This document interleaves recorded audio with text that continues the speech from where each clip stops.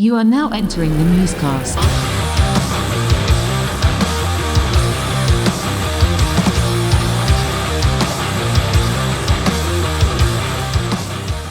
Whoa! Hey! We're back. We're back. We've been gone for like 3 weeks, maybe, from the old, maybe a month. I don't know. I lost track. Life's crazy. Welcome to episode 84 of the MuseCast, ladies and gentlemen. Ash and Dick are back at it. And this is literally, we started talking. We haven't talked to each other like face to face like this for like a month. I think texted a little bit. Not since the last episode, which I believe was Marshall, right? That was, Yeah. Man, it's been a month or something. Yeah. It's been a wild ride. We had Crazy. this is the longest vacation we have had since we started this thing. I was going to say, I don't know if we've gone this sparing communication with each other since we started Cue the Muses. Exactly. Yeah. Because even before we did the podcast, we were still regularly communicating back and forth. You know, just because we're in a project together. Yeah. This has been a hectic life experience. I went to Detroit. I filmed crazy cars and insane wealth and action. What was that? Was that SEMA? Was that actually SEMA? No. So SEMA happens in Las Vegas once a year, and I will be going and filming that again this year for a different customer's car, potentially 2 different customers' cars. Both of their cars will be there. This was my first time going to Detroit for something called the Detroit Woodward Dream Cruise. So it's just like 16 miles of the fanciest cars on the planet, all going out there to drive up and down the strip. Right. And this is where we unveiled a car that I've been documenting the build of for like a year now. And we brought it to the customer. Me and Todd, the owner of Trans Am Worldwide, flew out together, and the truck came driven by Todd's son. Big 48-foot trailer, two 70SSs on it. One of them was the customer's car. The other one was the shop car. And we unveiled it to him. I filmed the whole thing, got interviews. We also were hosted in the front of something called the M1 Concourse, which is this $1 billion plus racetrack / garage condo thing where all these wealthy people literally have 2-level garages that are built around this giant racetrack. Yeah. Okay. I know exactly what that model is because they're building one. They're building one down here in Orlando. Yeah. But not with a racetrack, I don't think. But it's called.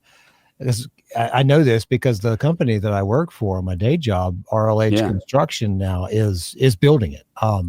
So the PM is a dual PM team of Jim and John, and it's called like the exotic car owners club or something like that. And basically it's exactly like you described. It's like a bunch of individual leased out storage / garage spaces, but then they also have like a community center in there where these guys, all these like rich folks with these awesome cars can come and store their car, pull it out, talk, grab a drink, like a little resort for their dude. This is a thing. What you're describing might be the third one like that in the nation, where the second one I think there's an actual M1, a second one in maybe St. Petersburg, kind of close to you still. Sure, but it's already exists. There's one other one in the country that already exists with the racetrack, but it's so successful that what you're describing is another iteration of it, because they just sell out of these units because these car owners just love this concept of having a place like that to have the cars. That's where we actually unveiled his car. We pulled it off the trailer for the client, showed it to him, got his whole reaction, got the interviews, and then the next day they had a big event where they had a lot of cars that were part of the club out in front with tents out in the front, and this customer's car, my customer, had 15 cars as the front of the entire exhibit, and the new 70SS was one of those cars, paired right next to the original Pilot 1970 Chevelle. Same color. The customer owns that. The original one. A Pilot is the car that comes out before they start releasing them publicly. This is like the prototype. he has that. It's autumn gold. He wanted his new 70SS to match that, and that's what Trans Am did. So that's what I've got, and that's at the front of the M1 Concourse. So it was just the owner of M1 took us on a tour through his car collection and around the whole facility. Fox came and did an interview with it, and I'm filming the BTS of it, which is hilarious because they're using like a little Sony camera, a little mirrorless, and the guy filming the BTS has got, you know, the big rig and all the fancy equipment. Like, it's funny. That's great. Even the owner of M1 commented, it's like, well, he's got the big stuff back there. Like, pointing. It was fun. It was a great ego trip for a second. That's cool. Well, you got to educate them too. Sometimes the bigger is not always better. I said, no, you know, I know you have your own channel where you discuss all this comparative lenses and camera sizes and just Google Ash von Cham or YouTube Ash von Chamier, learn about filming editing. Exactly. But ironically, it's funny because the last thing I mentioned about that is that the camera, they were like, oh, he's got the big one. But it wasn't. It was the same. It's the same little Canon camera in that Cine back that I did a video about where it looks like a big one. And I talked about how this kind of like the clients don't even know. Not even the shooter for Fox knew that it was really the same size camera as his. It was just packaged differently. Has all the stuff, all the rigging. Once you accessorize it, it looks legit. It does, dude. And it is a better camera than what he was using because the Canon R5C is better, but it's still just a little camera packaged to look like a big one, not just to fool the client. It has ergonomics that are beneficial, but it was funny. I've used your cameras and I've used like normal cameras with the little screen. And I'll tell you, when you have the big rig and the shoulder set up and the secondary, the monitor screen set up on it and the pistol grip handles, all that stuff makes a difference. It matters. It does, right? It's really more does. stable. You feel like you're in control. It feels more like like you're in it, like it's a part of your body. You can move it. It's also different to pitch it through space, like turning a camera like this versus your whole body moving it and the weight of it, the less shake and all that stuff. It all looks more like a cinema camera.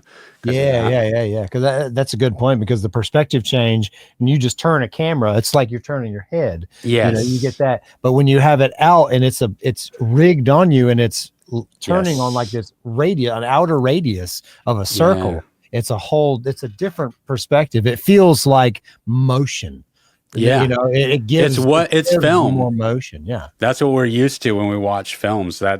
They used big cameras like that, so that looks more like a film when you feel that.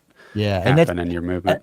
That's interesting. Is I had this conversation with Amber yesterday, and it was about the refresh rate, the frame per second rate. You and I have had this discussion before, where I enjoy a good television. I like to have the best television, but I will not set the television on that super high resolution frame rate for any reason whatsoever. The high refresh rate, and it simulates more frames per second. Yes. I don't enjoy it. It takes me out of the film experience. And I was trying to explain this to Amber, and she was just not understanding. She didn't understand. She just was not affected by the frame rate. It didn't because I said, when you see it, she was like, I don't know. She said, I really like it when it's smooth like that. And I was like, I understand. I said, but doesn't it take you out of the experience? Like, that's what instantly pulls me out. I'm no longer watching a movie. All of a sudden now it's just, I'm watching them rehearse a set. Like it's too real. Yeah. And she just didn't really pick up on it in that way. It didn't do that to her. So I'm really interested on how different people kind of perceive that, and how they're what's going on with people growing up nowadays, where that's the normal. Is that now the film experience? I think it will be for a generation of people. I don't think they're going to care about it as much in the future. Yeah. And because they're growing up with seeing it a different way, whereas we grew up it being a very specific way. But I want to say in the cinemas, in an actual theater cinema, they don't do it they don't push it that hard. I did go see a movie recently, since the last time we talked. I went and saw the new Fantastic Four movie. Was it good? You know, not great. Not great. No, it just wasn't memorable. Like I don't walk around thinking about it. I have to remind myself that I went to see it. And I can't really think of any real good reason why. I mean, it's definitely a film that its only purpose as a film is to set up the next film. And it's very much that film. And everything is led. You're being led to a point at the end of the film, and it's got the post-credit scene. And the post-credit scene was great. It's a good cliffhanger. It's exactly what they should do. You know, obviously you haven't seen it, so no spoilers. But I mean, you know the premise. Galactus is in it, and he's there in all his glory. And the Silver Surfer's back. It's a woman Silver Surfer, and there's nothing wrong with that. That was fine. The only thing that I didn't pick up on that I wish I would have, and it should have stood out more to me, and it didn't. Kyron, I took Kyron and his girlfriend to go see it. Was the guy who plays the Human Torch? Do you watch Stranger Things? Have you seen the Stranger Things show? I love Stranger Things. They got the new season coming soon. Yeah. So you know the Metallica kid, right? Long hair Metallica kid. Yeah. He plays the Human Torch. Oh, really? I didn't pick up on that. He has short hair. I had no idea. Exactly. Okay. I didn't either. I'm even watching this and I'm like, who is this goofy looking dude playing the Human Torch? And Kyron was like, oh, Dad, that's such and such. He was Stranger Things. I looked and I'm like, crap, it is him. This should have been a bigger deal because of how great his character was in Stranger Things. Yeah. Oh, and how did he do his torch? He did great as the Torch. I mean, he played a really good, goofy playboy, Human Torch. Like he's the single guy in the group who isn't a mutated rock monster. Yeah. And it's really family oriented. They did a good job. They did a good job where the Fantastic Four is like they're a tight knit group. They're a family. Husband, wife. They have the kid, and they got the brother and the friend Ben Grimm, the Thing, and the Thing was actually kind of a standout character, I think. Oh, good. In it, the Thing was really, really good. They did a good job of him being, kind of soul searching for who he is in the world, as this monster. Like he's the one that got mutated and is physically different all the time. But that's what I like. One of the dynamics that I like the most about a movie that not many people reference anymore, and it got mixed reviews, but I thought it was great, which was The Watchmen. Yes. And I can't remember I'm not familiar with the graphic novel as much. So what's the character's name that is the blue guy? That's like he's Dr. Manhattan. Dr. Manhattan. Dr. Manhattan. Yeah. I just thought that was like such powerful stuff that was happening with that character scope, that he's just really wielding different dimensions, and everything we were doing was so little in the grand scheme of things, but he would come in and do what he needed to at times. And it was just, I don't know, but they did it. Zack Snyder, I feel like that was some of his prime work was that movie. And I do like the first Superman that he did, of which some people are mixed about it, but I don't like any of the Superman stuff they did after. But that standalone Superman movie that he did with Henry Cavill, I thought was excellent. And I think the new Superman is excellent with James Gunn behind it and a totally different approach. I haven't seen any of the new Supermans at all. Oh, wow. I've seen The Watchmen, but I fell off of DC movies a while back after the Nolan trilogy. So I've never seen any of the Batman, Ben Affleck movies. It was terrible. I've never seen this. But did you see the last one with Robert Pattinson? Oh yeah, I did see that one. You did see that, right? I did see that one. That was great. I love that. Good? Yeah, I loved that one. That was great. Like gumshoe film noir, private eye, fantastic movie. And Robert Pattinson has redeemed himself so much as an actor, I think. What did he do that you didn't like outside of Twilight? Nothing. I've never seen anything that I didn't like him in. Me either. You saw the Lighthouse? The Lighthouse, fantastic. What a crazy movie, man. So cool. I mean, that's a trip. It's such a... With Willem Dafoe, black and white shot. total abstract, weird little thing where they're just in a lighthouse the whole movie, and it gets into these bizarre mental games of it's like cosmic horror of isolation and just a breakdown of sanity. It's a great study of a perfect breakdown of sanity, being isolated and gave me some Stanley Kubrick vibes. Not the plot wasn't as complex as a Stanley Kubrick film, but it just had that kind of vibe to it. It was really cool.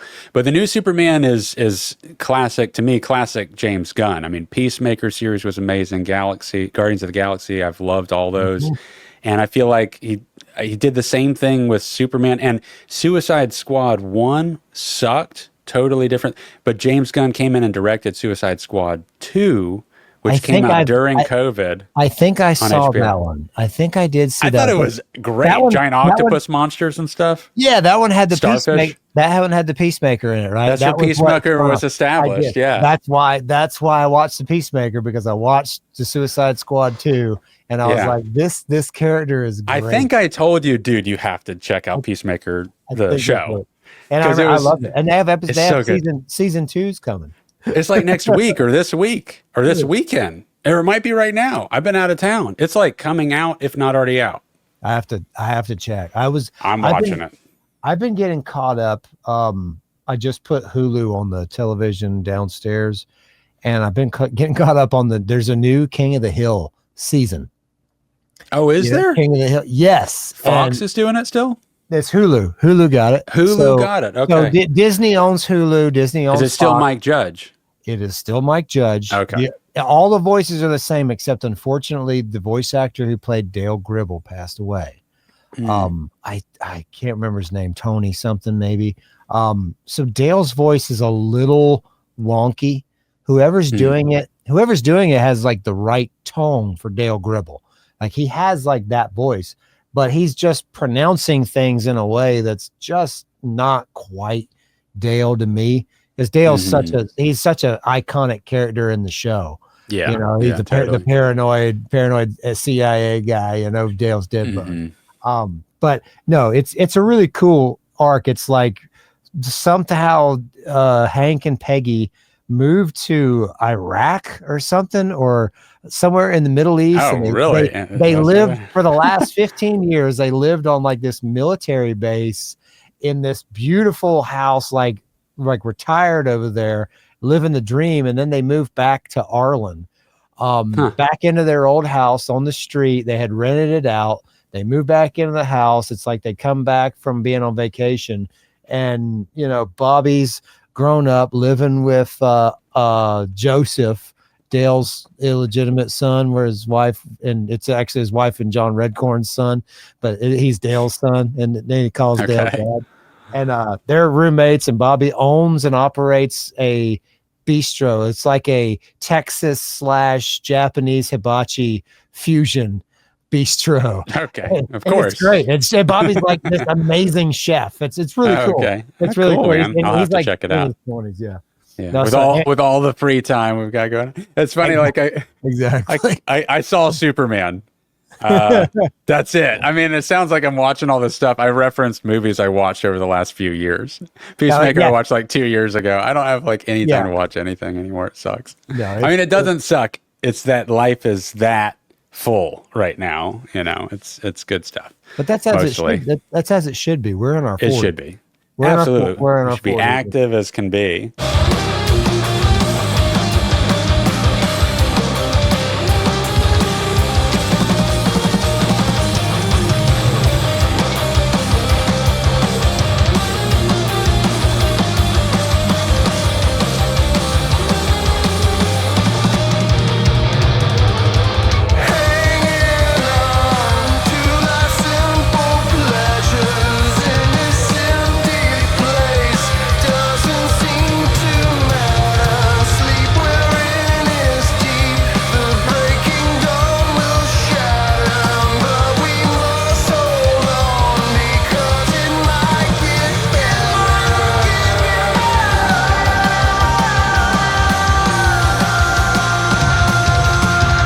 But that being said, you're wearing a Mastodon shirt. I am, because today is August 21st, 2025. And everybody listen to this is post-dated, but this morning there was news on social media that Brent Hines from Mastodon was killed in a motorcycle accident in the early hours of this morning today. As we speak, the article is a SUV driver failed to yield. Brent was on his Harley Davidson. They collided and he lost his life. And it is an absolute tragedy. Because I went to Mastodon Studio with Dave's last night with members other than the vocalists. So that our drummer, John, our guitar player, Jeff, my son, Kyron, and that was like a dream come true. We worked with Tom Tapley in the studio, Mastodon's gears in there. Kyron was playing on, Brent's one of the Les Paul customs in there, and Troy Sanders' sparkly gold Fender. It's like a jazz precision combo. It's like a super jazz, I think they call it. But no, it's such a. Kyron said he was crying in math class today when he found out. Oh man! We just got him the Brent's signature Woodwright Flying V. One of the episode that I missed, you had Steve on. Yeah, Steve Reese, and it's such from Woodwright Guitars, and he was talking about specifically how you got that guitar, and it was like I think the last one that was like kind of up for sale at the time. I don't know if somebody else saw. Yeah, it was the last one that had not yet been sold. It was pre-sale, limited run of instruments. I'm not sure how many they made, couple hundred, and this one was still in a store right outside of where Steve's shop is. And he said it's the last one for sale outside of private sales. So I snatched it up and got it for Kyron's birthday, which was, a month and a half back. Yeah. And Kyron and I have been talking. It's the tragedy in this is because I have not read any of these articles, but in the last few months, what's developed with Brent and Mastodon, Brent left the band Mastodon. And there's been all these clickbait bullshit, posts on social media about how, this bad mouthing, Brent is bad mouthing Mastodon is retaliating on Brent. All this he said, she said, it's just clickbait nonsense. At the end of the day, those guys, Brent Hines was 51 years old. He's a 51-year-old professional musician who decided to leave a band that he made a legacy with to pursue his own. He was in 3 other groups that he was the main songwriter of. And I can sympathize. I can sympathize with that, with being in, because Mastodon is at right now, like the absolute peak of their commercial success. A lot of people say they sold out this or that or whatever, and everybody has an opinion about something. And it does any band that does well enough sold out, apparently. Yes, exactly. And none of that matters, because what I think unfortunately has happened is that they might have been on not the best terms. They've been best friends their entire lives. You know how that goes with a band.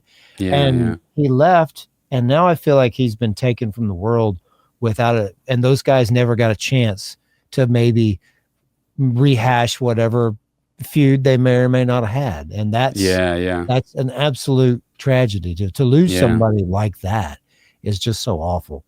Absolutely.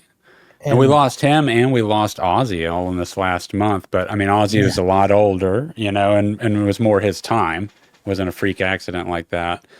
Yeah. But you look at that, Ozzy was able to get back together and do a Black Sabbath show and basically make rock the talk of the entire world for a few days. Again, that's because of all the bands that came together to celebrate such an event. And then, like you're saying, Brent didn't get an opportunity to maybe 10 years from now, they get back together for some shows. Look at Acid Bath right now touring again. Now. You never know. Sold out shows. And Kyron and I, my son, I mean, Brent Hines is Kyron's absolute favorite person, he's his idol, but he's his favorite guitar player from his favorite bands. He follows all of his other bands, West End Motel, Fiend Without a Face, all of Brent Hines' personal groups Kyron knows and follows. And we had talked about going to a show. They just finished a tour overseas with, I think it was it was either, I think it was High on Fire or somebody. Oh, really? Like yeah, Brent just did a full tour with his bands overseas and got back. And I've been seeing all these posts. Like he has a signature Banker. Banker Guitars is another guitar company that Brent works with. He has a signature, like it's like this SG with a Bigsby on it. A really cool guitar. And he like hung it on this like priceless Italian sculpture of a person, of a human, like a life-size skull. He put pictures online. He's like, he hung his guitar on this like ancient, amazing sculpture. It's so cool. He's got it on, nice. It's on his social media on Instagram and stuff. But yeah, it sucks because now Kyron never gets to see. I never get to see. Nobody gets to see Fiend without a face anymore. Yeah, totally. This has been a kind of a brutal summer. I mean, there's been there's been a lot of people that I even know, 1 degree over personally that have passed or been diagnosed with something or had some major medical issue. And it's just, I don't know, this has been a brutal summer. And even directly in my own family, there's been some stuff. And it's like, it does make you realize how fleeting it really life is. You don't really have the option of planning that it's going to be as long as you might think, the average age of when people die. And you gotta, I mean, it's an important reminder to try and not even, I don't even know, people say like live every day like it's the last day.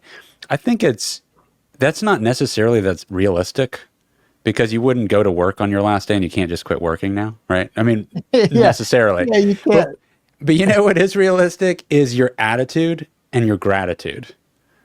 Like that you could have of all the moments, like, because all that little stuff really does add up to be like, that can be just as meaningful as a lot of other things if you valued the day, the interactions, those little, pockets. It's not about sustaining it forever or living, dropping everything and only being indulgent in yourself. It's like figuring out how to be as grateful as you can for whatever you're presented with that comes your way. And I think it's a graceful way to kind of tumble through life while valuing as much of it as you can,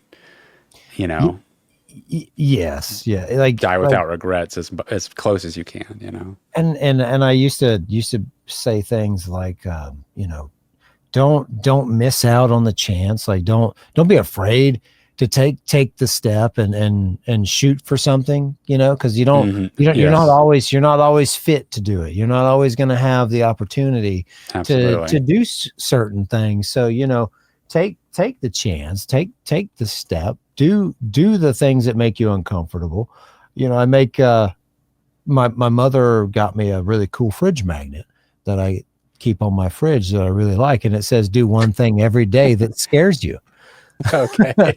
You got to do every day. Do something that scares you. I thought you were going to say that you were scared of putting this fridge magnet up. No, you did it. You stepped up to the plate and you did it. You slapped that damn thing right on the fridge. I put that thing on the fridge and I look at it. It scares me when I stare at it. I got face those fears. I have a tentacle on my fridge. I carved a tentacle out of sculpting clay and I put it on my fridge so it sticks out and looks at me all creepy. Oh, yeah. My refrigerator's black and it's like it's reaching out from the void at me. So it pokes you in the eye whenever you bend down to figure out what's into the fridge and this. Well, too much. So, we had Marshall on here a few weeks ago, Marshall Kemper, who was in Top Team. I found out, Kyron and I missed a couple of weeks of training. And so we went to, this is going to be a multifaceted story. And I'm going to talk about several conditions of people that have several things that have happened to people, unfortunately, throughout this story. So a few weeks back, Kyron and I performed at a benefit concert in Tallahassee. This was actually last weekend. And we practiced for a few weeks. And we didn't get any real practice in. We had one crash course rehearsal with Jeff Withers and Jason Cupp. And we did a 3-part set with just me and Kyron, and then Jeff, and then we transitioned to me and Kyron, Jeff, and Jason, and then just me and Jason, and then just Jason. And it was 2 different sets, and we kind of it was really a beautiful show that we did acoustic. But the benefit was it started out for Big Dave, vocalist for Cue the Muses, episode 2, Afraid. and co-vocalist with Cody Williford. But David has a condition. We all thought he was diabetic. He started having issues with his feet, but it turns out he's not diabetic. And he kind of scalded me when I told him he might be diabetic, because he said if I had $1 for every time somebody asked me if I'm diabetic, I wouldn't be in this situation. He said, but he does have a condition as a large human being, 6'4", walks around 280, 290. He has a condition that limits the blood flow to his feet. So he has restricted blood flow to his feet. He also has restricted feeling and sensation through the nerves to his feet. So when he becomes injured and gets a cut, it turns into an ulcer. And it doesn't heal, and it also doesn't bother him because he can't really feel that he has the problem. So it becomes out of sight, a little bit out of sight, out of mind. And he said there was an ulcer that became infected, and the infection got away from him, and it got into the bones. The infection got into the bones of his toes, and so he was in the hospital, and they ended up having to amputate 2 of his toes, the two middle toes. So these 2 guys right there. So he still has the big toe, and then he still has like the ring finger toe and the pinky toe, and he's missing those 2. Okay. But he said he was scared to death because the doctor said when before he put him under, he said, okay, it's either going to be this or this. Oh my God. And he said, I won't know until I get in there, because it's in the bone, right? And all the infection, once it gets in the bone, there's no going back. You can't. I know. You can't retrieve it. So anyway, luckily he only lost the 2. He got out, and he's got this funky looking foot. He showed me pictures. I won't share them here, but anyway, we set up this benefit show for him because he was out of work. He wasn't able to work. He didn't have insurance at the time. It was just a bad time for him. I saw the GoFundMe. That's when I was in Detroit, but I still donated some money to the GoFundMe as some gesture of something, but I feel bad I couldn't have been there. Yeah, it started with that, and it was a beautiful thing. And then, but as we set the show up, we also realized, talking to Jason, that Worm, the drummer for Core, Worm had surgery on his hand. And I don't know the details of this, but Worm was at the benefit. Worm was out of work as well, and I had no idea he was missing work and not able to bring money in while he was recovering. But he essentially has lost like 80% of the function of his right hand due to some sort of injury in the tendons, and they had to cut ligaments and reattach. And when I saw him at the show, he had a brace on, and he's got he can do like this right now. And this man's a drummer. I mean, this guy's a drummer, and he can just barely he can't move his wrist that much, and he can just barely kind of move his fingers. And it's so tough watching these musicians, these artists, face these injuries, particularly with Worm, going through that. But it was a beautiful concert. We had such a wonderful time raising money for these guys. It was really successful. Lots of great turnout. But as we were rehearsing, the day we went up there for the show, for the rehearsal, we got word that there was a young woman that trains with us at the top team, who she was 23, and she took her own life. And this was, just a few weeks ago, and we hadn't been training for a while. We're dealing with this stuff at my house, which is a whole other thing. And we found out it's just like, and I text Marshall, who was on the podcast, and he was like, that's why I tell everybody. His response was, that's why I tell everybody to speak your mind. Always speak your mind. He didn't elaborate any more than that, but it's the way I understood it was, speak your mind, good or bad. If you're hurting about something, talk about it. Reach out. Because who knows? Such a kind and nice young lady, and I trained with her. I've rolled with her, and she was always smiling, always just really nice, really like great friends with the academy. When someone takes their life, you always, because I lost a friend last year, same thing, and it's like you always feel like it was one conversation away from not having happened if they had Yes. talked to somebody, right? And I don't know that it may not be accurate, but it's like for all the people around them, that's one of the tough things that unfortunately, they're left with if somebody takes their own life, is that they really feel like maybe they could have reversed that if they had just known and had the opportunity. Yeah. Well, and hindsight's 20/20. At the same time, it's so hard because that kind of situation leaves so many unanswered questions. Of course, yeah. It's just you don't know what you don't know. But in the same breath, all you can do, like we kind of talked about, when you live your life, you're not going to be here forever. Like, live it. Be kind to the people you love. Be kind to the people you don't like. Be kind to everybody you can. But on top of that, speaking of infections, so like what we're dealing with at the house on top of all this is my stepdaughter, Tatum. She had a great operation to correct a scoliosis condition that she had. She had a 60-degree curvature in her spine. And so she had a spinal fusion is what it's called. It's an operation that they take 2 titanium rods and they kind of straighten the spine out, and they put the 2 rods in and they correct the curvature. And she had that operation several weeks ago, and she was at home. She was healing, is starting to get around better. It was really tough at first because it's a huge operation. It's an incision. Massive. On the back. And what ended up happening is an infection set in.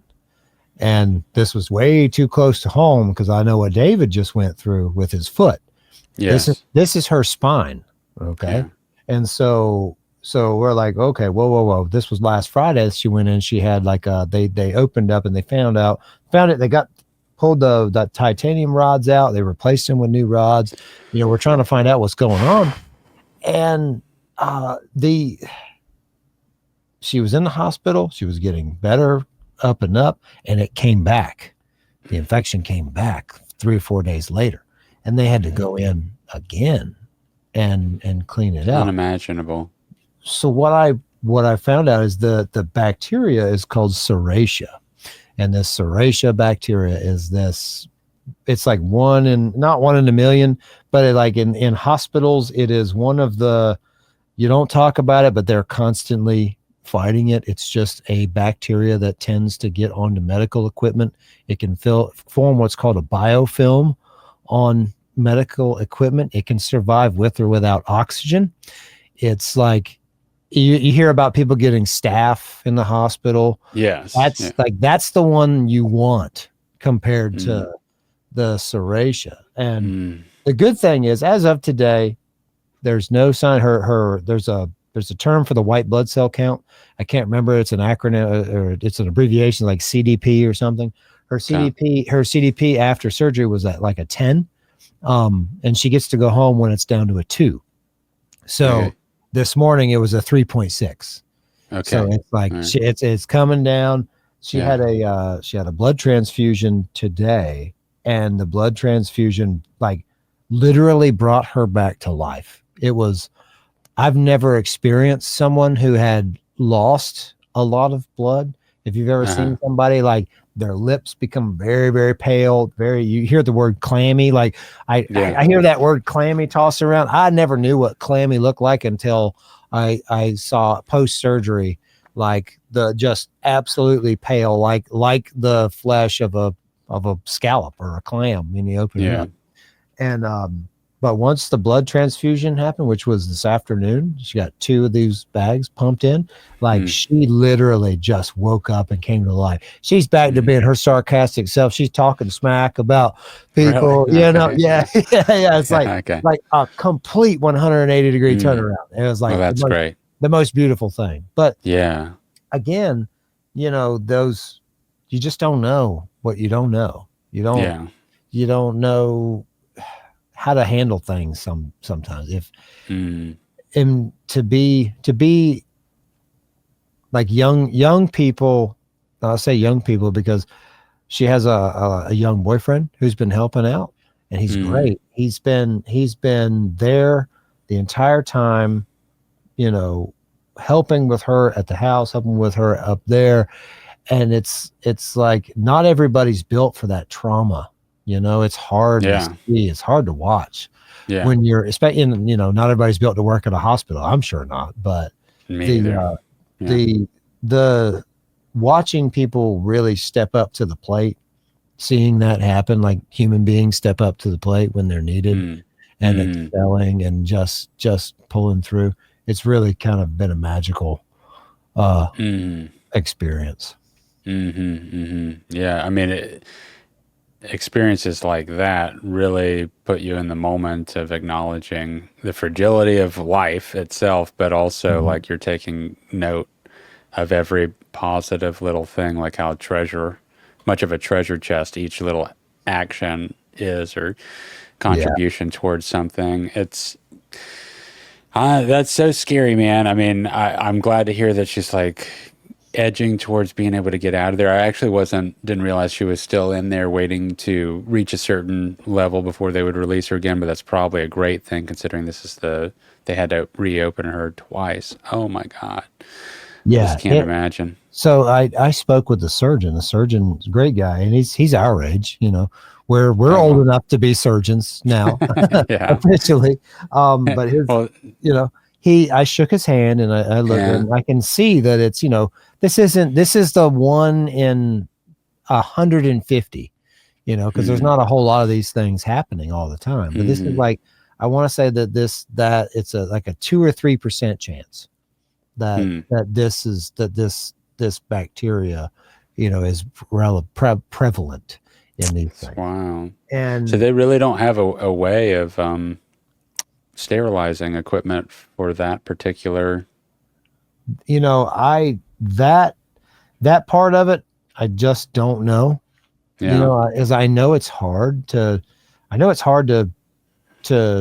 get rid of certain things in this, even the smallest amount, because by the time the infection set in, it was almost week 3, from the initial operation. It was almost week 3 before it started to show up. And that's, I don't know if it's a minute detail, and we will never know if I know. I mean, it's where it came from, what it was on. Was it on one of the pieces that was, it's hard to believe it was on one of the instruments that was actually installed, one of the rods or the screws, or, because there's a lot to it. It's a very elaborate thing that got installed. Or was it maybe on one of the surgical tools? Like that's the more common one. It's on the surgical tool. It just takes one little speck. And you think about going through like COVID, trying to sterilize everything in COVID. Everybody's wash your hands, don't touch people and all that. Well, this is like a whole other. That's a virus, and this is a bacteria, and bacteria is literally on everything. I know, it's crazy. It is crazy. I mean, I had, and I've had staph twice, and one of the times was when I injured my leg while filming for Trans Am, and it kept getting infected, and I had to go back and they had to open it up twice, but it wasn't a surgery involved, and it was totally my fault that it got infected. However, each doctor I went to said it was handled wrong by the previous doctor. So I was like, and at the end of the day, they just said, you need to open it up. We need to pull all this packing out, and you need to just let that ooze out because your body's trying to get rid of the infection, and they keep closing it up, and that did resolve it. Yeah, and I was like, so I should have never came, basically. Didn't it set in? It was my fault, though. It was my fault because I kept working for 2 hours with an open wound, not knowing. That just being an ignorant person about how if you get wounded, if you get a puncture into the muscle, you need to stop doing what you're doing. You need to disinfect. You need to get out of the situation because it's going to get infected. It's just going to get infected. You got to get away from that as fast as possible. My father was, he went through a certain amount of medical school. He was required to do it for something that he did. And that was one of the things like he drilled in me when I was young was, a puncture wound is not like any other wound. Like if you get cut with something, wash it, clean it, put a Band-Aid on it. You know, that finger right there with that that one, that was the 3rd grade, my first pocket knife. And my dad just like he broke a popsicle stick in half. He made a splint, put some Band-Aids on it, wrapped it up, and he said, don't take it off for 7 days after he cleaned it out, you know? But the same guy says, if you have a puncture wound that punctures you, it is a completely different story. It is, you have got to get everything out of there. You have got to make sure that it is absolutely clean, and it is a like vigorous healing process to make sure. Because once it gets that far in, like with a surface wound, you can flush and it's gone. But that puncture wound gets in, and then things distribute immediately. Right. And by the 3rd time being opened up after 3 weeks, they're like, it was getting dangerously close to the bone. Oh, and I was like, oh my God. It was up by your knee, wasn't it? Wasn't it high on your leg? Yeah. It was high on the shin. I mean, that would be unimaginable, and it's like, I thought I was just tough because I could work through it, limping like hell, knowing that I was going to go to the emergency room after. And I kept doing it because there was they were trying to get a dyno run to happen with an engine. And it was like, it was like, on this car, this is the one moment to catch this, and it's for the film. And it's just being ignorant. I'll never, ever do that again. Trying to be the superhero, right? Yeah, because you're capable. This willpower can be your worst enemy sometimes, man. Yeah, absolutely. If you can think of it, why not run with it? The possibilities are limitless. This is a mind finding pure bliss. No views but your own, an easy escape. Don't pay no mind to what they say. They're in their own world anyway. So much laughter and happiness, an eternity to reminisce. Your mind deciding what will exist. But when you are dreaming, thoughts become reality.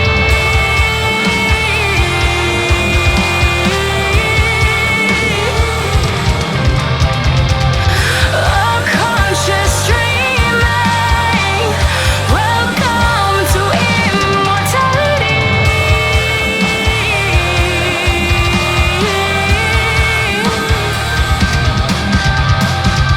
There's injuries around right now. Like I'm a very positive person, and I'm still positive. Nothing about anything that's happening. What's going on with your arm there? This was just a artifact of jujitsu. That's just what happens. So this is a strain. Yeah. It was. I had a great class last night. First time back in a couple weeks. Excited. Rolled with nothing but equal or higher belts, and had a great time. And there's just a big bear named Gustavo that he's a brown belt, big heavy guy, and it didn't hurt till the next day. That's usually how they go. But these are very inconsequential, and this is also just me being a better steward of my own body. I can still, there's all this. It's just that it hurts a little bit. So I'm going to go ahead and I'm just trying to be better about that. Yeah. These days. I'm that way now too. Yes. You're getting older. You're getting wiser. You're getting more broken and decrepit. Fragile. Yeah. Fragile is definitely the word, and healing is slower. And it sucks about that part. But Jeff Withers, my guitar player, had to have surgery on his knee. And this is a crazy story. So he injured himself at work, and what he tore was his meniscus. Do you know what the meniscus is?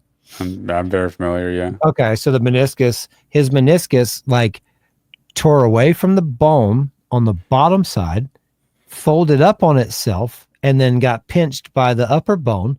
So the pad of the meniscus ripped up, flapped over, and then the upper part of his knee crunched down on it, so that it was like keeping him from extending it all the way because the meniscus was folded. And so he had to have a surgery the other week to cut the meniscus free. And then so he can, they just cut the part that tore off. They just cut it out. It was a small section of the outside. But he found out during the investigation that he had an injury back in Inside the Nine. Do you remember the band Inside the Nine that I was in?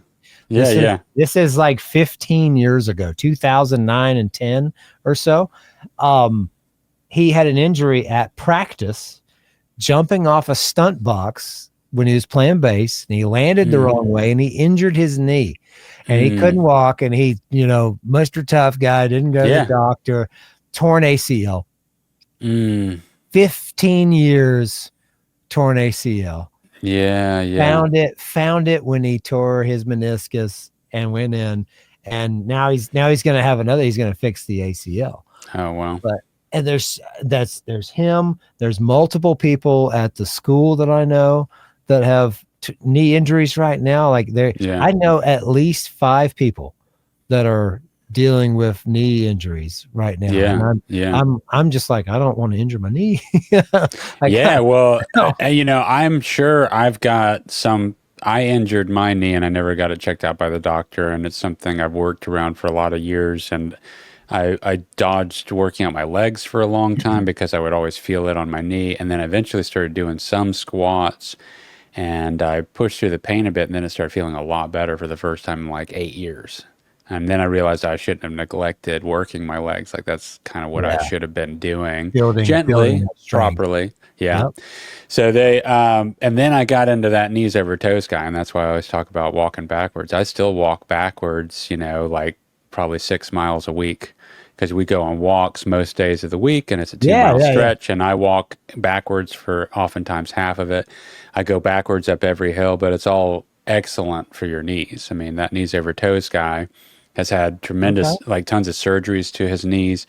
He has a lot of techniques. I do 3 of the techniques that he has, but walking backwards is one of the primary ones. And he says that's like bulletproofing your knees. He vouches for that in such a major way. So it's an easy thing to do, especially if you're already walking, just practice walking backwards a lot.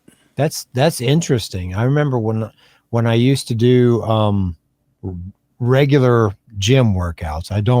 I honestly don't do regular gym workouts anymore. I should, and I need to, but I don't. But when I was really serious about it, I always did an elliptical cool down at the end of every workout, whether it was 10 minutes, 20, 30 minutes, but I would always alternate a forward and a reverse. And I would always do the reverse. The reverse, it felt good. It worked different things. And I would do a reverse from standing, and then I would squat down on it and then go up and down while doing the reverse. That sounds good.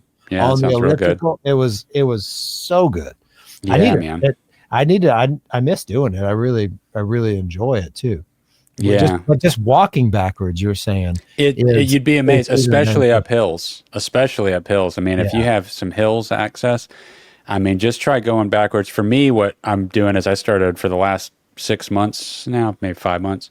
I got a 40-pound vest, so I'm wearing that, and then I'm also pulling Felix in a cart. That's called a misery jacket. Dude, I am obsessed with it. It's like I feel like I'm not doing anything if I go on a walk without it. I sometimes don't do it if my back's acting up and I got to film the next day or something. But in general, I wear it, and it makes it such a hard thing to do to just walk, and I'm like getting such a better workout. And then I started using it just for like I don't go to a gym, so I do it for like different body squats and leg lunges and stuff, and it just completely changes the game. Pull-ups. Dips, I mean, just wear it. Push-ups, I mean, dude, home gym all in one thing costs $70. Throw it on, and it's a nightmare to carry that thing around. But walking backwards with it and pulling Felix and going uphill, Felix is my 3-year-old. You know, dude, I'm panting. My legs are burning at the top of that hill, dude. And it's just and meanwhile, I'm carrying a conversation poorly. But Amy's walking forward and we're talking while I'm pulling, and I get to the top and I'm like, And it was just walking. I mean, you can Just turn like, an average are you walk. okay? Can you talk? Yeah, dude, just dripping sweat at the end of it. Like, this is like, it just turns anything into a workout. So I can't, that might be the best piece of home equipment. That and a pull-up bar, and you can do so much. It's ridiculous just at home. Yeah, I'm so terrible. I have a pull-up bar and it stayed outside, and I haven't used it in years. And pull-ups are like the thing that I don't do that I should do. They're so great, man. They really so are. great. Yeah. I've been such a lazy piece of crap. You're doing jujitsu. I mean, you're not like not being physically active. Oh, no. And I'm not out of shape. I mean, I'm still very fit. And the jujitsu crap really is a full body. Absolutely. Workout. It is totally. It is a monster, and I'm grateful that I got into pretty good shape before I did that. Because, I'm still riding on muscle mass I put on 10 years ago. It's just how it works. But it's hard. And then Kyron, my son, is you haven't seen him in a little while, but when him and I stand without shoes on, we're eye to eye now. Yeah. And it's scary. Isn't that weird? Isn't it weird? Yeah, it's scary. Yeah, it's your son grew. Tristan's taller than me. I hug him and his shoulders are above mine, and I'm like, this is weird. He just started college this week. That's amazing. It's crazy. It's blowing my mind. But Kyron's talking about doing wrestling this year at the high school. I was like, really? I was like, really? You want to do wrestling? He was like, yeah, I already do the jujitsu. I think, I got some friends on the wrestling team. I was like, dude, that's going to be great. Now I'm kind of worried. I'm like, he's going to be whipping my ass here. He's going to kick your ass. Yeah. I mean, my ass. I love that. I do. No, like that's great. It's perfect. Yeah, but, absolutely. But it's just insane. Being a dad's so cool. I know it's like, you're getting the best of both worlds. One in college and one who's just a 35, 40 pound ham. Dude, it really is the best of both worlds. I mean, I didn't picture doing the dad thing again at this age. I thought it'd be back to a level of independence and self-pursuits again, but I'm just trying to do it all, and I just wanted to get that. I didn't want to be a super old dad if we were going to do this again. So, I mean, it was the right age. 39 is when I decided we were going to go for it again. Felix is 3 now. I'm 42. And it's a great age to have a kid. It's the patience level at this age of me being a dad versus when I was 24 by the time we had Tristan. Yeah. It's just different. Financially, things are better. Patience, better. Wisdom, much more acquired, and I think the gratefulness of being able to absorb the moment is more consistent. It's not always there, man. I get stressed out. Things get overwhelming with work, family, art, trying to keep it all in balance. But it's also the most I'm getting to do of all of it ever. And, and I don't know about you, but for me personally, I mean, I've got a weird waking schedule, and that I go to bed oftentimes at 3 a.m. and get up around 8:30 or 9, but I'm able to function pretty damn good off of 6 hours of sleep. And that wasn't the case a few years ago. And they say that as you get older, you can go off less sleep. And for me, I don't know if it's just me training to do that, intentionally, but I can't sleep much more than 6 hours, even if I extend how long I've stayed up for. 6 hours is about when I wake up naturally with no alarm. That's about the same for me. I enjoy getting more, but realistically I don't. Are you still taking naps? Do you still nap sometimes? Yeah. I do 2 naps a day unless I'm filming, and then if I'm filming I usually don't get my nap. Yeah, one 11-minute nap and one 15-minute nap. If it's a really long day, I take a 22-minute nap. I got these times down. You wake up, you're not groggy, you drink your coffee right when you wake up, and I have 2 to 3 mornings every day because that energy, that creativity, that decision making, that spunk, I just keep revisiting it 2 to 3 times a day. I want that 2 to 3 times a day. Exactly. And caffeine is definitely a part of the equation to do that. But coffee has a lot of benefits. There's still an argument as to whether it's like healthy to have the coffee intake because of all the things that come with the coffee bean. Unlike an energy drink, I think that's terrible for you in the long run. I know you like energy drinks. I try to drink very few of them, but coffee is like a health food to me. It's got a lot of benefits that you can't get from other things. I think you're on a much better regimen than I am. I take naps, but it's not regulated. I don't regulate my naps, and I'm not consistent with my naps either. I'm typically pretty good about going to bed, between 11 and 12. But some days, like my work schedule has been weird lately. It's about to get very normal. Good. Well, I work for a general contractor, but I also recently started my own business, and I'm doing some work on the side sometimes. But there's been times where I have to get up at 4 and leave by 5 or 4:30. And because I'm traveling all over the state. I mean, I got projects that are 2.5 hours north of here, projects that are an hour west. And sometimes I got to hit multiple projects a day. And I'm very fond of taking an hour lunch and going and getting a snack and napping on my lunch break in the truck. Nice. That's good. A lot of times, because I'll be out in the field, or if I'm working in the office in Oviedo or whatever, I will go to the truck and go park and put on. I'm still addicted to Neil deGrasse Tyson's Star Talk podcast. Yeah. Can't stop listening to it. I love it so much. I got the books, some fanboys, but I'll lay down. Those are my most regulated naps because I'm in the truck and I have to go back to work. So okay, I'll set it. I'll lay down at 12:30. And I'll set it for 12:45, and I'll get my 15-minute nap. And I've got a caffeine drink. It's not coffee, but it's it's an energy drink, usually a Celsius, or I get the Celsius packets now. That are they're not terrible, but they're not great for you. It's better than other ones, as far as I know. I used to drink those monster drinks. Yeah, a long time ago. I think those are the worst. Those are the absolute worst. They're bad, man. I'll do the Celsius, and then Rain has one that's like Celsius that I do. And I'll do the C4s every now and then. Like I drank a C4 before training last night. It was really, really good. The 200 C4 a pre-workout in that? It is, yeah. It's a pre-workout energy drink. So they have, I like the 200 milligram ones. There's a 300 milligram C4 that's just so much.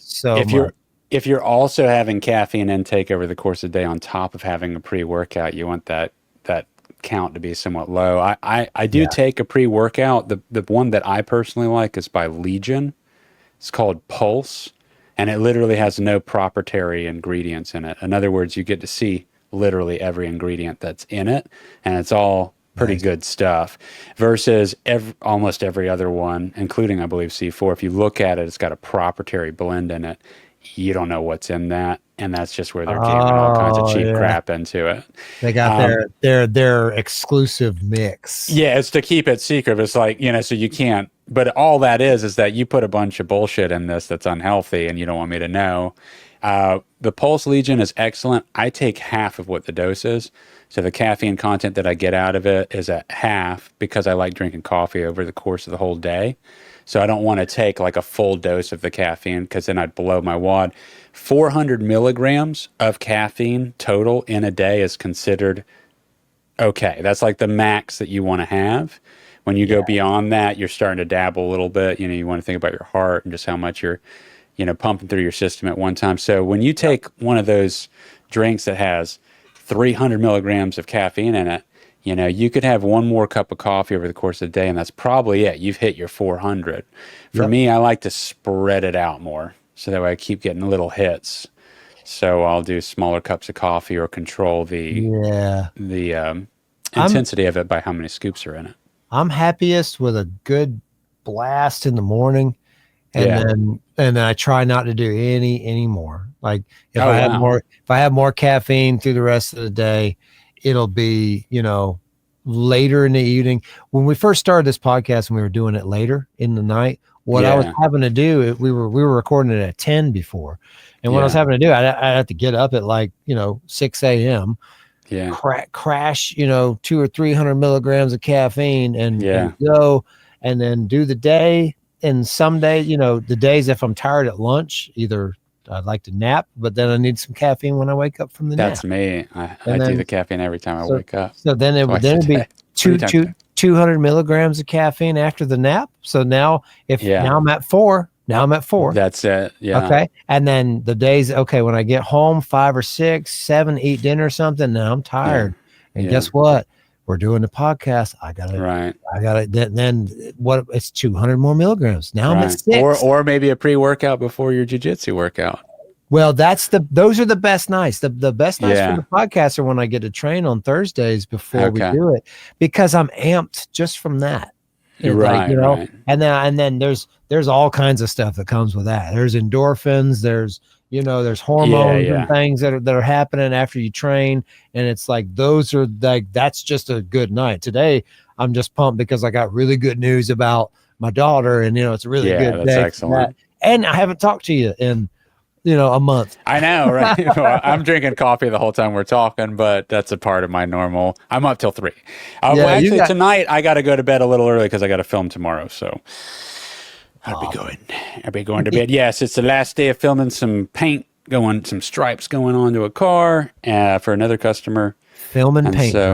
Film and paint. Well, I'm filming it go on. Actually, I guess I wait for it to dry, and then they put on more coats, and then we do clear. I hope we do the clear tomorrow too. So, but that's when it really gets beautiful when they put that clear coat on there, and it just pops. That depth. It puts that. Yeah, depth. Absolutely. So, I've been definitely staying busy with all that. Things are going really good with that. The trip was. I just recovered from 2 weeks of like a completely opposite schedule of sleep and work. Like I went 2 weeks with only getting 4 hours of sleep per night at best. And it was a little rough towards the end there. I missed my flight home. That was a little rough. Yeah, you told me about that. What? And you almost drove? Yeah, let's close this out with telling you what happened. So I arrived to the airport with the owner of Trans Am, Todd, because we were using the rental car that I had. We were like paired up a lot through the whole trip. We arrive at the airport at the same time together. We drop off the rental car, go walk in. I've got to check a bag. He doesn't. I have all the gear and everything, so I had to check a bag. And I go upstairs, and he goes onward to go through TSA, and he, gets through. I walk upstairs, and it looks like the Harry Potter train station, like in the movies, like where it's just a sea of people. I'm like, oh my God, this is not going to work. No, even though we got there with time. And so I get in a line, and they've got 2 people working at the front. This is Delta. 2 people working at the front. The line is like all the way to the wall. Finally get up there. All this time has passed. Get my bag checked. Go to TSA. The line is like, it's like 100+ people. I can't believe it. I'm like, I'm going to miss my flight. This is crazy. We got here wicked early. I'm going to miss my flight. Then there's this short line. There's a short line right to the side of the main line, okay?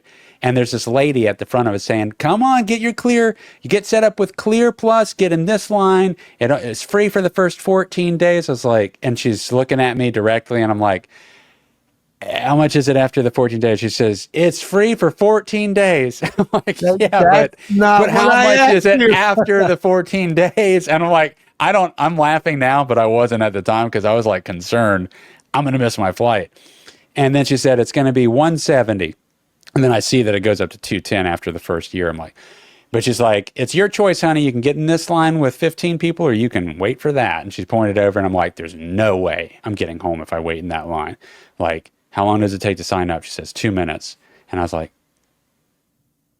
all right, let's do it. Let's go. And she's like, all right, here we go. And she hustles. She cuts people off. She pushes people out of the way. She takes me over to a terminal. We start videotaping my face so I can do face identification for the Clear Plus airplane plan that works at all these different airports across the country.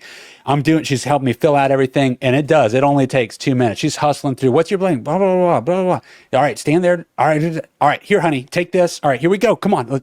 And she's like pulling me, back to where the line is that I can cut in, right? And she opens it up. She opens up the gate thing. I get through. There's another Clear agent waiting right there. He takes my information. He does the scan and stuff. And then I'm like waiting, and I'm waiting. And I'm waiting. And me and like 5 other people that just signed up for this thing are just staring at each other. And 5 minutes goes by and we haven't moved one person. We're watching the full 100-person line just move. Just go. Just move. I mean, it's slow. Tortoise in the hair. And baby. we're like, oh, no. When do we get to go? Because we paid for this thing, which we haven't paid for yet. But, it's like, this is a scam. And so we finally get through and, it took 30 minutes for 15 people to go through. So it was bullshit. I got to cancel the plan. We get through. I go down the escalator. I see my gate. Luckily, there's no monorail involved. I have 50 pounds plus on me. I know what that feels like because I've been walking with a 40-pound vest for the last 6 months. I know my gear bag that I've got on me is 50 plus pounds. Dude, it was like, this is heavier and more awkward than wearing the vest. I know what this is. This is 50 plus pounds for sure. And I start hustling and I'm like speed walking. I'm like, fuck it, I got to run. So I start running. I'm like, I don't want to run so hard that I'm like panting, And then I'm like, okay, I got to start breathing hard. I'm like, and then I'm like, I gotta make it. And I'm just through, and families are spreading the way, like, look out. I'm like running with this huge pack that's banging on me. I'm like, I'm breaking my fucking lens. I know it. God damn it. And I'm like running. And I'm like, I'm looking at all the gates and it's A40 and it's A35. And I'm just like, I almost stopped 3 different times because I'm like, I'm not going to make it. I'm out of breath. I'm just panting so hard. And I'm sprinting at this point. There's no light hustle. I'm sprinting with the 50-pound pack. I do not stop because I finally see gate A12 down there. And I'm like, if I stop, I'm going to blame, and I don't make it, I'm going to blame it on this. I got to know that I gave it my all, regardless of making it to the plane at this point. And I got it. And then there's like one of those fake walls up right at the edge of A12 where they have some temporary room set up for whatever their construction shit is. And I go around the bend, and there's nobody, like no person sitting in a seat. I see the plane there. I run up to the desk. There's the 2 attendants. And I'm like, and then the guy's like, sir, please step away from me. Please don't breathe all over me. You need to step away from the counter. Oh, my God. I'm sorry. And then the lady next to him hands me a water. She's like, oh, my God. And she hands me a water bottle. I can't even drink from it. I'm catching my breath so bad. I need to get on that plane. And it's like, and I'm looking, and there's a 4-foot gap of the tunnel where it connects, where the little accordion shit connects to the plane, and that part is separated. And he's like, I'm sorry. And I just sit down on the seats, and I lay across there. I'm catching my breath. I still haven't been able to take a single sip of water because I'm out of breath. Yeah. And then oxygen. I tell you, unscrew it, and I'm just staring at that plane that Todd's on. And they're taxiing it out. And I'm taking a sip, and then it just starts reversing. 5 minutes goes by before it starts reversing back, and I can't get on that plane. And it takes off, and then I stand up. And dude, I was like, because I want to get back to my family, man. I was tapped out, 4 hours of sleep, 2 weeks straight. This was the finale. I want to go home. I walk up to the desk, and I'm just, so what are my options? And then they start looking, and it's like, so sorry about that. They felt really bad for me, right? And they start looking, and she's talking to the guy. That one's booked up too. Oh, that's full too. Oh gosh, that's the 3rd flight out. That's so I've got this clear thing. This clear pass. This bullshit. We don't even get on the next plane. And sir, then that's for the line, not for the planes. Yeah, and actually, it's kind of bullshit. And she just says, I'm sorry, but you're going to have to go to the help desk because the next 3 flights back to Atlanta, they're all booked up. And so I go over to the help desk. I find it at 14 gates back. Oh, before I do that, I said, do you know how far it is? I'm just curious, from the escalator to this gate. And she said, it's exactly half a mile. So I sprinted a half mile. It was a half mile, dude. I mean, I was like, I knew it was I was blown away at how long that tunnel was, because I was like, oh my God, it's still this far away. This is crazy. It was a straight half a mile that I ran nonstop with a 50-pound pack indoors. And so I was like, okay, I don't feel as bad about myself. I gave it my all. I go up to that help desk.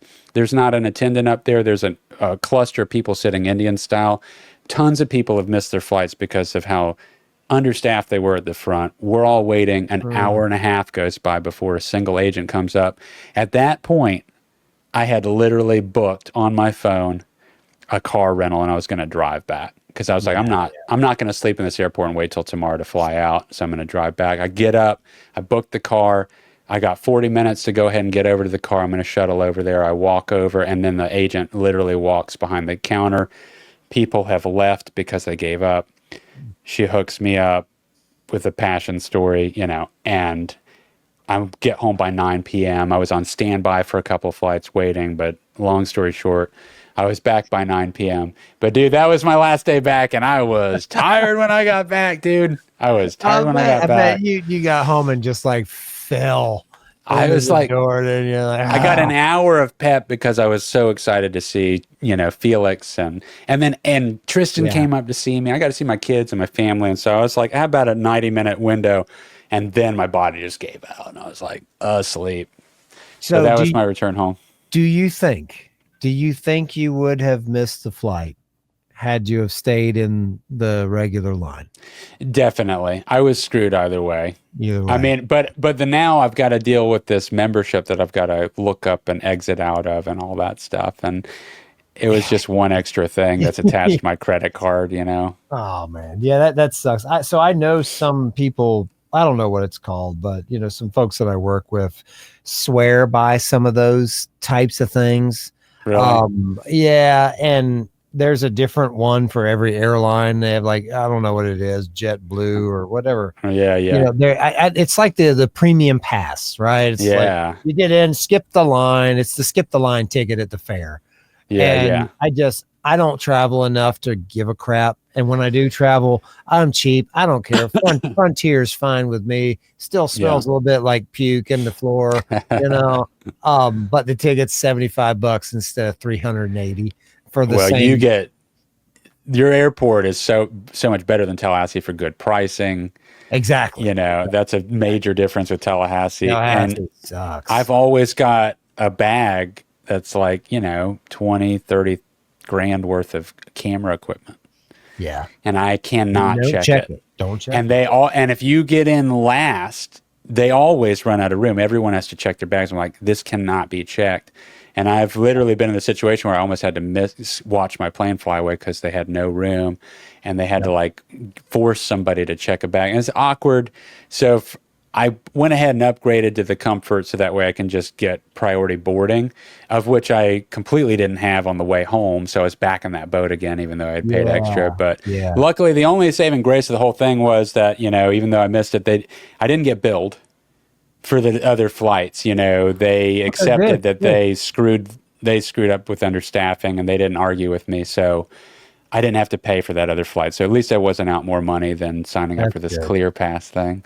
Yeah, that's good because it can get real expensive real quick. Yeah. If you got to purchase a flight day of at the airport. Dude, that's the other thing, as I was like already prepared. Like I just lost at least $500. You know, I should just go ahead and drive home. It's going to be cheaper than paying for another flight that leaves tomorrow, and I sleep here all night. Like I just want to be in my own car, listen to my podcast, and just drive for 16 hours versus that.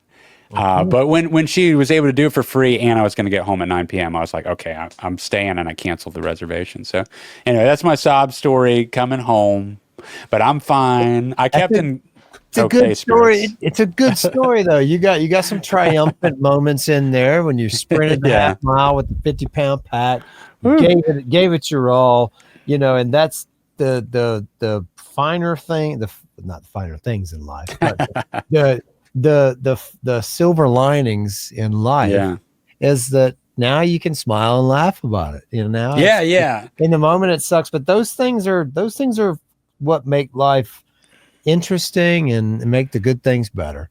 You know, dude, I took it as a challenge to see how I could handle it internally, you know, and I was sad. But it's not terrible. It's not angry, terrible. You know. It's an inconvenient thing that you have to like, and how you handle those things because it's not terrible. You know, you're not gonna die. It's not anything hindering you or anything. But it's still, you know, there are people out there who just can't handle that. Who can't. Well, and I could have been that on any given day or a year ago. You catch me at a different point. I was having a much rougher year last year for a few reasons. I was just, a few things lined up where everything was just more difficult with what was happening with work and some family hurdles and stuff and what we had to pull off. And I don't know that I could have handled it as well as I did this year, but I'm trying to think of it. I'm trying to think of it all as training, like every time you're presented with something like this, the better you can handle it, the better you handle the other stuff and just building up a skin like a rhino. And then, I think if you can do that, you'll end up just having more of those moments where you feel like you have gratitude for all the good stuff, the little things that go well, that it's like, I know how, tough things can be. And this is going, this aspect of it is worked out pretty smoothly. It's a good day. Today's a good day. Today was a great day. It was a great day. Got to go see some music in the park before I came over here. I got to film some stuff on a successful paint job. And then I saw our bass player Hunter, hitting it up with, what's the Tallahassee Horns and the Pharaohs of Funk. He was rocking on the bass down in the, that was Park Avenue. They're doing a whole thing. We need to have Scott Buchanan on. We're going to have him on. He's part of organizing these events that are happening once a month here in Tallahassee, where there are these outdoor events in parks and areas around under the oaks. And he's organizing. There was a good crowd. You were up there. I know that park. I can't think of where it is, but you sent me a little video clip. You were chasing Felix around the park. They do like the play on the grass or something there, or filming on the grass. They show movies or something there. I know. This is like, I think they're in charge. This was the fourth one they've done. I didn't realize they were doing it until now. They do it once a month currently, and it's specifically focused on music performances. I think in these different public areas of Tallahassee that are like these pretty spots. And that was one of those grassy fields that's in, if you go down Park Avenue, there's the park that runs down the middle of both lanes, and it's opposite lanes. Yeah, it's pretty cool. But they were tearing it up. Hunter sounded great on bass, real talented band. So, but we'll have Scott Buchanan on. He's one of the organizers for the events. He was in Lil Grizzly and Boogaloo, Little Grizzly Boogaloo or something. That was the name of their band. They were around. I feel like I'm forgetting part of that band name. It was kind of a long one, but they were around for the last few years. Okay. I don't think they're together now, but he's been in the music scene in Tallahassee for a long time. Real tall fella, and he's one of the head people organizing these events through the city. I think I know him. You probably do. I'd have to see his face. That name sounds super familiar. Yeah, Scott Buchanan. Right? Yeah. He'd be a great guest to have on. He can tell us about all this stuff, because the city planning part of it's tough, all the different departments that have to come together to get approvals for this and that, and how they get funding, and the traffic and the bathrooms and the liquor licenses, and they're trying to get some new legislation passed. So that'd be a very interesting interview for us to have in the very near future. I know him personally, so we'll have him on soon enough. And we're gonna get Casey Gardner on as well. Casey Gardner, he's a local guy down here. Guitar player for a couple bands, Fields of Saturn and Fortitude. Great. Actually got Fortitude booked on another benefit show happening in Tallahassee that you're not going to be able to attend. I'll be in SEMA, right? Yeah. SEMA, yeah. But November 7th and 8th, 2-day festival coming up. It might not be officially announced, so I don't want to say too much, but I got them on it. So yeah, that's awesome. Super cool. Yeah. All right. Well, cool. Dude, great talking to you. You too, man. Thanks for listening to our personal stories, guys. Yeah, we had to catch up, guys. We couldn't do a guest this time. We had to catch up on what's going on with life. You got a brief glimpse into the catch-up conversations of Ash and Dick from Q&A. Yes, thank you, guys. Thank you, guys, for listening, and have a great evening. Night, guys. Full school 7 years ago.